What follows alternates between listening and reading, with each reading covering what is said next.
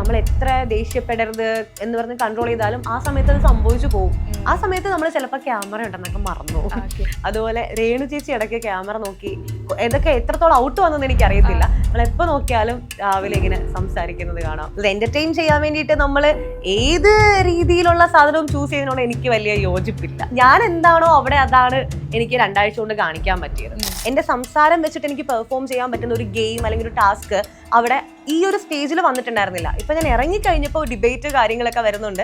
അപ്പൊ ഞാൻ ആലോചിക്കുന്നുണ്ട്, ഷോ ഞാനവിടെ ഉണ്ടായിരുന്നെങ്കിൽ പൊളിക്കായിരുന്നല്ലോ എന്നൊരു തോട്ടുണ്ട്. ഇപ്പൊ അനീഷേട്ടൻ ആദ്യം അങ്ങനെ ചെയ്യുമ്പോൾ തന്നെ വീട്ടിലെല്ലാവരും പറഞ്ഞു ഇത് പുള്ളിയുടെ ഗെയിമാണ്, പുള്ളി ആരാണ് എന്താണെന്ന് നമുക്ക് ആർക്കും അറിയത്തില്ല, പുള്ളി ഒരു രീതിയിൽ നമ്മുടെ അടുക്കത്തില്ല, അവിടെ ആർക്കും ഒറ്റപ്പെടേണ്ട സാഹചര്യം ഒന്നും ഉണ്ടാക്കുന്നില്ല.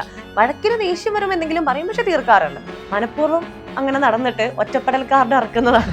കാരണം നമുക്കറിയാലോ സത്യം എന്താണെന്നുള്ളത്. ഞാൻ ഒരുപക്ഷെ വീടിനകത്തുള്ളപ്പോഴായിരുന്നു ഇവരിത് പറഞ്ഞിരുന്നെങ്കിൽ എനിക്ക് അപ്പൊ തന്നെ മറുപടി കൊടുക്കാം. പക്ഷെ അവരാരും ഇങ്ങനെ പറഞ്ഞിട്ടില്ല. ഞാൻ പുള്ളീനെ പരിചയപ്പെടുമ്പോൾ പോലും ഞാൻ കണക്ഷൻ പുള്ളിയായിട്ട് ഇങ്ങനെ കൂട്ടായി അക്ബറിക്ക അപ്പാനി ഗ്യാങ്ങിൽ എല്ലാവരും പോയി മിണ്ടി സംസാരിച്ചിരിക്കും. ഞാൻ അങ്ങനെ ജസ്റ്റ് ഹായ് ബൈ എല്ലായിടത്തും ആ ഒരു ബന്ധം ഉണ്ടായിരുന്നുള്ളൂ.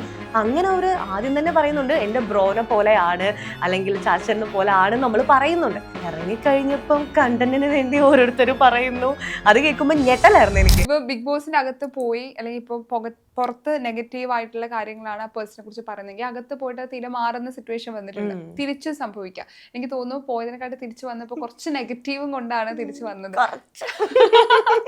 അതിപ്പോ പുറത്ത് വന്നിട്ട് ഇപ്പൊ ഇത്തരത്തിലുള്ള വീഡിയോസ് കാണുമ്പോൾ അതിൽ തന്നെയുള്ള ഒരു അപ്പനിഷത്തിന്റെ കണ്ടസ്റ്റന്റിനെ കുറിച്ച് പറയുമ്പോഴും അവരുടെ ഫാമിലി ലൈഫിനെ കണക്ട് ചെയ്ത് പറയുമ്പോഴും അകത്തുണ്ടായ ആളുകൾ വരെ അതൊരു പിന്നീട് എപ്പിസോഡിൽ അത് പറയുമ്പോഴും ശരിക്കും ഇത് കാണുമ്പോൾ ഒരു ഫീൽ എന്താ ശരിക്കും? എനിക്ക് സത്യം പറഞ്ഞാൽ അത് കാണുമ്പോൾ പ്രത്യേകിച്ച് പ്രതികരിക്കാനൊന്നും തോന്നുന്നില്ല. കാരണം നമുക്കറിയാലോ സത്യം എന്താണെന്നുള്ളത്. ഞാൻ ഒരുപക്ഷെ വീടിനകത്തുള്ളപ്പോഴായിരുന്നു ഇവരിത് പറഞ്ഞിരുന്നെങ്കിൽ എനിക്ക് അപ്പൊ തന്നെ മറുപടി കൊടുക്കാം. പക്ഷെ അവരാരും ഇങ്ങനെ പറഞ്ഞിട്ടില്ല. ദാറ്റ് മീൻസ് വീടിനകത്ത് എന്തെങ്കിലും സംഭവം ഉണ്ടെങ്കിൽ അപ്പൊ തന്നെ എല്ലാവരും ക്വസ്റ്റ്യൻ ചെയ്യും, അതൊരു ടോപ്പിക് ആക്കും, വലിയ ചർച്ചയാക്കി അത് പുറത്തു വിടും. അങ്ങനെയൊക്കെയാണ് എല്ലാവരും ചെയ്യുന്നത്. അങ്ങനെ പ്രത്യേകിച്ച് വീടിനകത്തൊന്നും സംഭവിച്ചിട്ടില്ല. അപ്പൊ ഞാൻ ഇറങ്ങിക്കഴിയുന്ന ദിവസവും എനിക്ക് ഫോണൊന്നും കിട്ടിയിട്ടുണ്ടായിരുന്നില്ല. എനിക്കറിയില്ലായിരുന്നു വീട്ടിൽ വന്നു കഴിഞ്ഞിട്ടാണ് ഇങ്ങനത്തെ ഒരു ടോക്കൊക്കെ ഉണ്ടെന്നുള്ളത് വരുന്നത്. അപ്പൊ ഞാൻ പുള്ളീനെ പരിചയപ്പെടുമ്പോൾ പോലും ഞാൻ കണക്ഷൻ പുള്ളിയായിട്ട് ഇങ്ങനെ കൂട്ടായി അക്ബറിക്ക അപ്പാനി ഗ്യാങ്ങിൽ എല്ലാവരും പോയി മിണ്ടി സംസാരിച്ചിരിക്കും. ഞാൻ അങ്ങനെ ജസ്റ്റ് ഹായ് ബൈ എല്ലായിടത്തും ആ ഒരു ബന്ധം ഉണ്ടായിരുന്നുള്ളൂ. ആരെയും വെറുപ്പിക്കാനും ഒരുപാടങ്ങ് ഗ്യാങ് ആയി കൂട്ടുകൂടി നിന്ന് കളിക്കാനും ഞാൻ ഒറ്റയ്ക്ക് നിൽക്കാനാണ് തീരുമാനിച്ചത്. അപ്പം ഇവരുടെ അടുത്ത് പോയി അപ്പാനി ഭയങ്കര വഴക്കുണ്ടാക്കി അപ്പൊ തന്നെ പോയി മിണ്ടും, ദേഷ്യപ്പെടും, അത് ശരിയാണ്, പോയി മിണ്ടും. അങ്ങനെ ഭയങ്കര ഒരു സാധാരണക്കാരനായിട്ടാണ് അകത്തുനിന്ന് നമുക്ക് ഫീൽ ചെയ്യുന്നത്. അപ്പം ഇതിനു മുമ്പ് എനിക്ക് പുള്ളിനെ അറിയത്തില്ല. അപ്പൊ പുള്ളി ഭയങ്കര എല്ലാവരുടെ അടുത്തും ഭയങ്കര ജെന്യൂൻ ആയിട്ട് നിൽക്കുന്ന പോലെ തോന്നി. അങ്ങനെ ഒരു ആദ്യം തന്നെ പറയുന്നുണ്ട് എന്റെ ബ്രോനെ പോലെയാണ് അല്ലെങ്കിൽ ചാച്ചനെ പോലെ ആണ് നമ്മൾ പറയുന്നുണ്ട്. അതിനപ്പുറത്തോട്ട് വീട്ടിൽ ആർക്കും ഒരു ഡൗട്ടും ഞാൻ ഇറങ്ങുന്നവരെ ഉണ്ടായിരുന്നില്ല, ഒരു സംസാരം ഉണ്ടായിരുന്നില്ല. ഇറങ്ങിക്കഴിഞ്ഞപ്പം കണ്ടന്റിന് വേണ്ടി ഓരോരുത്തർ പറയുന്നു. അത് കേൾക്കുമ്പോൾ ഞെട്ടലായിരുന്നു എനിക്ക്. എന്തിനാ ഇവരിങ്ങനെ പറയുന്നത്? എനിക്ക് തോന്നുന്നു ബിഗ് ബോസിലേക്ക് ഇൻവിറ്റേഷൻ കിട്ടുന്നത് ചാച്ചന്റെ ഓട്ടോയിൽ ഇരുന്നിട്ടാണ് അത് വായിക്കണേ. തിരിച്ചിറങ്ങുന്ന സമയത്തും ആ ഓട്ടോയിലാണ് ലാലേട്ടൻ വിളിക്കുന്നത്. അല്ലെങ്കിൽ ഒരു ഓട്ടോയിൽ കയറിയിട്ട് ഓട്ടോ വരുന്ന സമയത്ത് എവിടെയെങ്കിലും തോന്നിയിട്ടുണ്ടായിരുന്നോ? ആ ഫീല് വന്നിട്ടുണ്ടായിരുന്നോ? ഒരിക്കലും ഇല്ല. ഞങ്ങള് ഈ മിഡ് വീക്കിൽ പോയ ശാരിക ചേച്ചിയായിട്ട് ഞാൻ ഭയങ്കര കൂട്ടാം. അപ്പൊ ചേച്ചി തിരിച്ചു വന്നതിന്റെ സന്തോഷമായിരുന്നു ആ സമയത്ത്. ചേച്ചി ഒനിയിലേട്ടനും വരും എന്ന് നമ്മൾ ഓൾറെഡി പറഞ്ഞിട്ടുണ്ടായിരുന്നു. അപ്പൊ ലാലേട്ടൻ 2 ഗസ്റ്റ് ഉണ്ടെന്ന് പറയുമ്പോഴും അവര് തന്നെ എന്ന് പറഞ്ഞ് നമ്മൾ ഓടി പോകുന്നത്. ഇവര് വന്ന സന്തോഷത്തിൽ മതിമറന്ന് ഇവരുടെ അടുത്ത് സംസാരിച്ചിരുന്നു. നേരെ അപ്പോഴും ഓട്ടോ വെയിറ്റിംഗ് ആണ്. ലാലേട്ടൻ അത് പറയുമ്പോഴും 1% പോലും നമ്മൾ ചിന്തിക്കുന്നില്ല ഞാനായിരിക്കും പോകുന്നതെന്ന്. അത് വല്ലാത്തൊരു ഞെട്ടലായിരുന്നു എനിക്ക്. പിന്നെ സന്തോഷം തോന്നി, വന്നത് ഓട്ടോയില് പോകുന്നത് ഓട്ടോയില്. എന്റെ ലൈഫിൽ ഓട്ടോയ്ക്കുള്ള ഇമ്പോർട്ടൻസ് പറയേണ്ടതില്ല. ഒരു സന്തോഷം. ഇപ്പൊ എന്തുകൊണ്ടായിരിക്കും ഇപ്പം ഇത്രയും സ്ട്രോങ് ആയിട്ടുള്ള ഒരു കണ്ടസ്റ്റന്റ് കാര്യങ്ങൾ പറയുന്ന ഒരാള്, ഇത്രയും കോൺഫിഡന്റ് ആയിട്ടുള്ള ഒരു പേഴ്സൺ എന്തുകൊണ്ടായിരിക്കും ഇത്ര പെട്ടെന്ന് പുറത്തിറങ്ങി? എവിടെ നിന്നാണ് എനിക്ക് തെറ്റുപറ്റിയ അങ്ങനെ ചിന്തിച്ചിട്ടുണ്ട് ഈ എപ്പിസോഡ് കാണുന്ന സമയത്ത്? എനിക്ക് എന്നെ തെറ്റുപറ്റിയതായിട്ട് തോന്നുന്നില്ല. ഞാൻ ഇവിടുന്ന് ഒരുപാടങ്ങ് പ്ലാൻ ചെയ്ത് പോയിട്ടുണ്ടായിരുന്നില്ല. കാരണം ബിഗ് ബോസ് അങ്ങനത്തെ ഒരു സാധനമല്ല. അപ്പൊ നമുക്ക് അവിടെ ചെന്ന് സാഹചര്യത്തിനനുസരിച്ച് ആളുകളെ മനസ്സിലാക്കി നിൽക്കാന്നുള്ളതായിരുന്നു. 2 ദിവസം ഞാൻ ഒബ്സർവ് ചെയ്തു ആളുകളെ. എന്നിട്ട് 3-ന്റെ അന്നാണ് ഞാൻ എന്റെ ഗെയിം തുടങ്ങുന്നത്. അപ്പൊ ഞാൻ ആവശ്യമുള്ള കാര്യങ്ങൾക്ക് മാത്രമേ പ്രതികരിച്ചുള്ളൂ. അപ്പം അനാവശ്യമായിട്ട് പ്രതികരിച്ച് ഒരു സീൻ അവിടെ ക്രിയേറ്റ് ചെയ്ത് അങ്ങനെ ഒരു സ്ക്രീൻ സ്പേസ് വേണമെന്ന് ഞാൻ ആഗ്രഹിച്ചിട്ടുണ്ടായിരുന്നില്ല. മേ ബി അതുകൊണ്ടായിരിക്കാം ആദ്യത്തെ ആഴ്ചകളിലൊക്കെ എന്നെ ഭയങ്കര കുറവാണ് കാണിച്ചതെന്നും എല്ലാവരും പറയുന്നു. എന്റെ 2 ഫൈറ്റ് ആണ് കൂടുതലും കാണിച്ചത്. അപ്പം കുറച്ചുകൂടെയൊക്കെ വഴക്കൊക്കെ ഉണ്ടാക്കി. ബട്ട് ഞാൻ ഇപ്പോഴും അങ്ങനെ ചിന്തിക്കുന്നില്ല, വഴക്കുണ്ടാക്കുന്നവർക്ക് മാത്രമാണ് ബിഗ് ബോസിൽ പിടിച്ച് നിൽക്കാൻ പറ്റുന്നതെന്ന് എനിക്ക് തോന്നുന്നില്ല. കുറച്ചുകൂടെ സ്ക്രീൻ സ്പേസ് മറ്റുള്ളവർ കൊണ്ടുപോയി. പിന്നെ കമ്പയർ ചെയ്യുമ്പം അധികം പോപ്പുലർ അല്ലാത്ത ഒരാൾ ഞാനായിരുന്നു. അത് കാരണം ആളുകൾക്ക് എന്നെ പരിചയപ്പെട്ട് മനസ്സിലാക്കി വരാൻ കുറച്ച് സമയം എടുക്കേണ്ടി വന്നു എന്ന് തോന്നുന്നു. അതുകൊണ്ടായിരിക്കും വോട്ട് കുറഞ്ഞു പോയത്. പക്ഷെ ഇപ്പം ഞാൻ ഇറങ്ങിക്കഴിയുമ്പോൾ ഒരുപാട് പേര് വിളിച്ചിട്ട് പറയുന്നുണ്ട് സപ്പോർട്ട് ചെയ്തു, വിഷമായി, ഒട്ടും പ്രതീക്ഷിച്ചില്ല ബിൻസി എവിക്റ്റ് ആവുമെന്ന്. അതൊക്കെ കേൾക്കുമ്പം സ്നേഹിക്കുന്ന ആളുകളുടെ എണ്ണം കൂടിയതിൽ സന്തോഷം. ഇത് തിരിച്ചൊന്നും കൂടെ ബിഗ് ബോസിലേക്ക് അവസരം കിട്ടാണ് റെഡി, പെട്ടി തുറന്നിട്ടില്ല, മുട്ടിച്ചിട്ടില്ല, അട്ടത്ത് വെച്ചിരിക്കുക. അപ്പൊ ഞങ്ങൾ ഈ 14 ദിവസം കണ്ട ബിൻസി ആയിരിക്കും ഇനി നമ്മൾ കാണാൻ?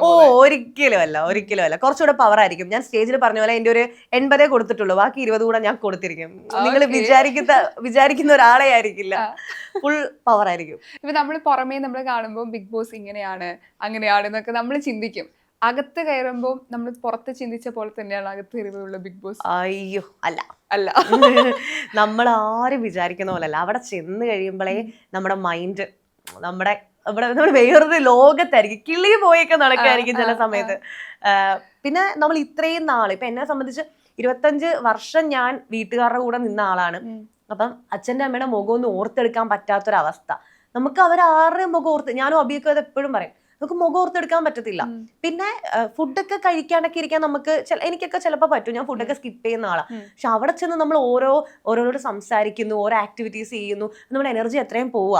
അതിനനുസരിച്ചുള്ള ഫുഡ് നമുക്ക് വേണമെങ്കിൽ നമ്മൾ പണിപ്പുരയെ പോയി എടുക്കണം, അങ്ങനെ കുറെ സാധനങ്ങള്. അപ്പൊ പിന്നെ ഡ്രസ്സ്, ഇപ്പം ലിപ്സ്റ്റിക്കും മേക്കപ്പും ഒക്കെ ഇല്ലാണ്ട് നമുക്ക് എത്ര നാൾ നിൽക്കാൻ പറ്റിയാലും, എന്നാലും കുറച്ച് ബുദ്ധിമുട്ടുണ്ടായിരുന്നു നിൽക്കാൻ പറ്റിയാലും ഡ്രസ്സ്, നമ്മൾ വിചാരിക്കുന്ന ഒരു ഡ്രസ്സ് നമുക്ക് കിട്ടത്തില്ല. ബിഗ് ബോസ് എന്താണോ തരുന്നത് കിട്ടണം, അങ്ങനെ ഒരു സാധനം. പിന്നെ തലയിലൊക്കെ എണ്ണ വെച്ചിട്ട്, അതെ, നമുക്ക് എണ്ണയില്ല തലയിൽ വെക്കാൻ, ഇത്ര ഉള്ളൊരു ഷാമ്പുവാ, കുഞ്ഞൊരു സോപ്പാ തരുന്നത്, അതൊക്കെ വെച്ച് ഇങ്ങനെ അഡ്ജസ്റ്റ് ചെയ്ത് ജീവിക്കാം. പിന്നെ ഒട്ടും പരിചയമില്ലാത്ത അത്രയും ആൾക്കാര്, അങ്ങനെ. പിന്നെ ഫുൾ ക്യാമറ, അത് രസമാണ്. പക്ഷെ എങ്കിലും ഒന്നും നമുക്ക് രഹസ്യം പറയാൻ പോലും പറ്റത്തില്ല. ഫുൾ മൈക്കാണ്, വാഷ്റൂമിൽ വരെ മൈക്കാണ്. അപ്പൊ അത്രയും ഭയങ്കര, നമ്മൾ ഫുൾ അങ്ങ് തുറന്ന് കാണിക്കുന്ന ഒരു പരിപാടി ഭയങ്കര രസമാണ്. നമ്മൾ പുറത്തുനിന്ന് വിചാരിക്കുന്ന പോലെയല്ല. ഒരിക്കലെങ്കിലും ബിഗ് ബോസിൽ ഒന്ന് പോകണം, എക്സ്പീരിയൻസ് ചെയ്യണം. അടിപൊളിയാണ്. ഞങ്ങൾ എല്ലാ സീസണിലും കാണുന്ന സമയത്ത് എന്തിനും പോയപാടെ ഒരു വഴക്കിടുകയും ചിന്തിക്കാറുണ്ട്. ഇത്തവണ സീസണില് എല്ലാവരും ഒരു ഇഷ്യൂ നടക്കുമ്പോൾ എല്ലാവരും കൂടെയാണ് ഒരുമിച്ച് വഴക്കിടാൻ വേണ്ടി വരുന്നത്, അല്ലെങ്കിൽ പ്രശ്നത്തിനെ കുറിച്ച് സംസാരിക്കാൻ വരുന്നത്.